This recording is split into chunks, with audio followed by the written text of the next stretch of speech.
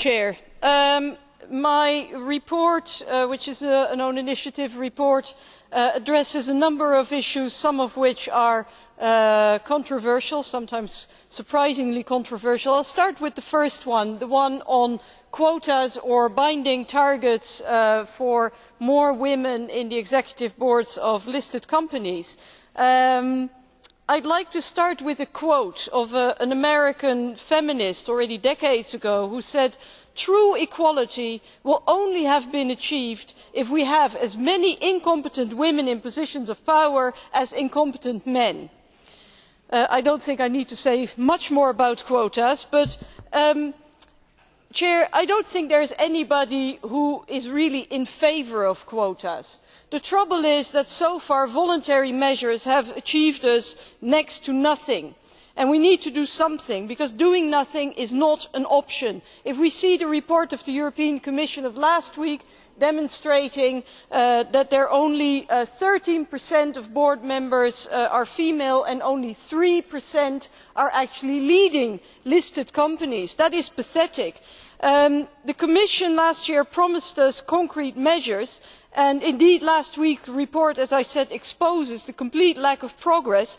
And I have to say, Commissioner, that I am slightly disappointed at the follow up. You propose another consultation, whereas you would say, after decades of stagnation and after a year of trying with voluntary measures, I would say the time to act is here. It is no longer a time for words.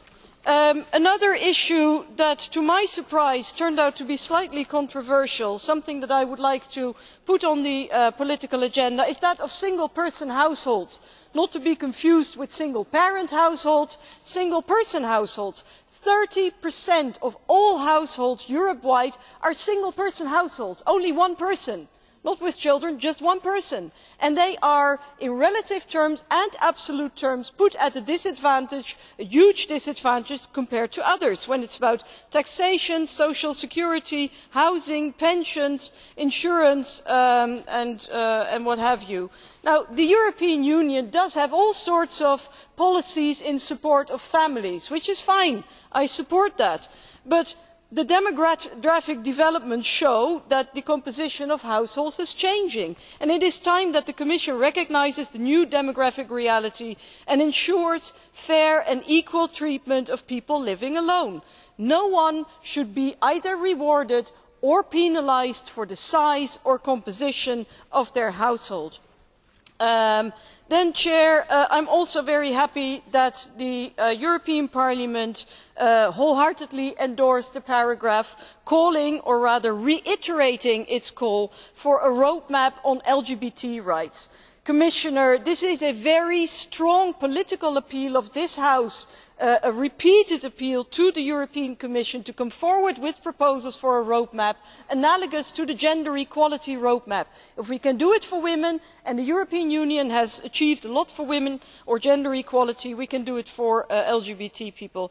And then finally, I am also surprised and a little bit dismayed at amendments calling for or against the unblocking of the horizontal anti-discrimination directive, and calls to give fresh impetus to the talks on maternity and paternity leave. I mean, if you do not want quotas, if you do not want to address the gender pay gap, if you do not want to unblock the horizontal anti-discrimination directive, if you do not want to talk about maternity and paternity leave, then what do people actually want to do for gender equality? Because spontaneously it ain't gonna happen, colleagues. It ain't gonna happen. We've been waiting for decades. Now is the time to act. Thank you.